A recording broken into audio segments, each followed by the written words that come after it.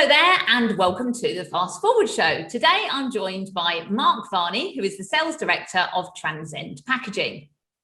After a career that started in the RAF, Mark has gained 30 years experience in the packaging sector, and he was one of a very small team that helped set up Transcend from scratch. Mark has joined us to share his journey over the last 3 years, helping Transcend grow into Europe's largest paper straw manufacturer and to become a leading voice in sustainable packaging. Welcome, Mark. Hello, Louisa. How are you? Very good, thank you. Thank you so much for joining us today. It's a pleasure to have you as our guest. So, Mark, in 2017, you took a big risk. You left a comfortable job that you could have been in to the rest of your days. And you made a big decision. Tell us about your journey and how this came about. Well, it came about from an MD that I used to work with some years ago, who had a great idea of starting a new packaging company, which was a great idea because at that time, between him and myself, we had somewhere in the region of, I think it's about 70 years experience in the packaging industry. And although we loved the packaging industry itself, it was a case of there's certain parts we don't like about it. So the only way to actually do a big change like that is to start off on your own and actually prove to yourself that your thought processing and your ideas are actually sound. So we made the decision in 2017 to actually register the business. We then went about trying to find a factory. And in between those times, we went to see our customer base that we'd known for years and basically explained to them what we were going to do and what our vision was. And we wanted to be slightly different, that we actually went to them and said, we don't have any machinery, we don't even have a factory, so we're not coming here to sell you what you've already got cheaper than you've got it now. We want to actually invest in products and machinery that you actually want. So it kind of took the customers back a bit, because trying to sell something that you haven't got is relatively difficult. But they took us on face value anyway because of the reputation that we've been dealing with them for years. We then went back and decided, there is a big gap in the packaging industry where the SMEs are sitting here, the PLCs are up here. So we wanted to set out our business to hit in the middle. And the key ethos and focus around the business has always been and will always be around sustainability, more eco products, and trying to take single-use plastic out of the packaging arena. We got our first real bit of luck with a major QSR that we basically told them the story of what we were going to do. And they came back to us and said, well, if you can actually do that, we'll give you a contract for making paper straws. Now, at this time, we'd never seen a straw machine. We didn't really have a factory. So the MD went out and bought a straw machine. We brought it back into a facility. We then got the keys in August 2018. And we developed up there from the first straw machines that were coming over from Asia. At our peak in those machines, we had 36 machines, and machines were coming in all the time. But at the same time, we were developing not only different materials and different methods of actually making machines, but going to different market sectors. So we kind of got this straw for the QSRs kind of nailed, and then we went in for we class it as the industrial straw, which is the straw that goes on the side of the Tetra Pak carton.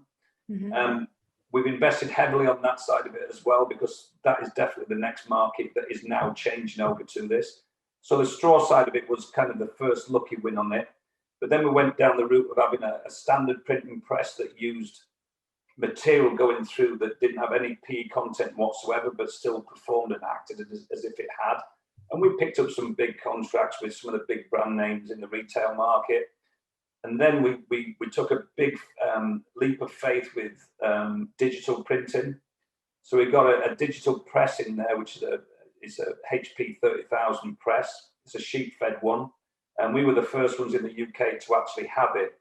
And what we're doing with that press is basically, again, looking at a different way of sustainability. So we're reducing setup times, reducing the amount of print quantities at once. So what we're saying basically is print less and save money. So what were your biggest kind of learnings then on the way, do you think, of sort of first times of doing things? Be very careful what you wish for. Mm-hmm. Because when we set out on the straw side, we set out to be Europe's largest producer of paper straws, which we achieved. But along the way, there was such a learning curve to be had about the negative feedback that came from the customer base about, paper straws are nowhere near as good as plastic and they don't last as long and all this kind of thing. So although we were pushing ahead with it, we had to develop things that weren't actually there and ready just to pick off the shelf. So we had to develop it in-house. So I think from that learning curve, I think it's a case of you have to know 100% that you can achieve what you're saying you're going to achieve at a pace that the customer's expecting. I always explain it's a bit like a mobile phone. So when a mobile phone first hit the streets, it weighed a ton. It was like a house brick. But now as it's developed, it's like chalk and cheese. You can't put the two together anymore. And that's the same as with the paper straw. Mm-hmm. So what we're actually producing now, the cinema market was the hardest market to actually get into because you need a three-hour time that straw is going to be in product, in the, Coke or Pepsi. So to get from where we were 3 years ago to where we are now took a lot of time and effort talking to different material suppliers, different coating suppliers, machine manufacturers, different ways of actually achieving what you want at a quicker pace. So it was a case of the learning curve sometimes can be daunting if you don't have the right people in place or know where to go to. Mm. And Transcend has been recognised for its agility during the pandemic, hasn't it? And and actually, has it experienced phenomenal growth sort of thereafter? Can you tell me about that time? Yeah, it's probably a year ago to the day actually when when we all started going on furlough and lockdown. It is, isn't it? Yeah. And all this kind of thing. And we realized that because our main business at that time was the major QSRs, and they basically shut the doors more or less overnight.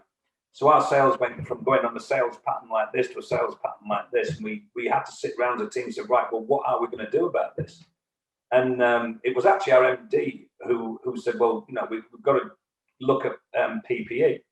So we looked at doing PPE, and we wanted to make it so that we could actually do it on the materials and the specifications and the machines that we had. So we designed it on the Wednesday, and we're in full production on the Friday. And then over a period of time, I think it was a few weeks or a month or so, we actually got some contacts into the NHS. We got some contacts into some big businesses. And from standing start to where it finished off towards the end of last year, we sold around about 19 million different face visors. What advice would you have for somebody else that might be quite comfortable in their role, but maybe has got a secret burning ambition to sort of do something similar? What would you say to those people? I would say that you've got to go for it, but before you go for it, you've got to be clear and concise within your own mind. That what is it that you actually need? Do you need cash, which is always a thing that you need? You need the right people, you need the right marketplace. But the thing that has made us successful is the passion within the business. Mm. The key message there is if you have got a burning desire and the passion to do it and the strength to withstand the ups and the downs of doing it, then you've got to go for it. Brilliant. Mark, you've been amazing. Thank you so much for sharing your story, and very best of luck for the future. Thanks.